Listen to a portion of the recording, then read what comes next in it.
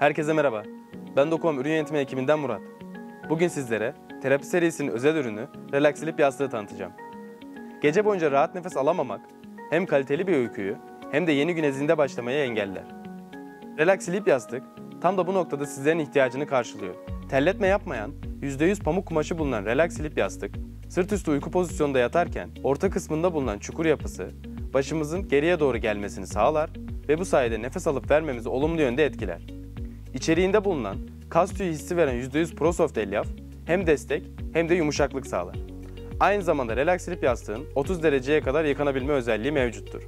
Relax Sleep yastığı ve diğer tüm Dokuom ürünlerini incelemek için dokuom.com.tr adresini ziyaret edebilir ve size en yakın İstikbal, Bellona, Mondihome ve Dokuom mağazalarına uğrayabilirsiniz.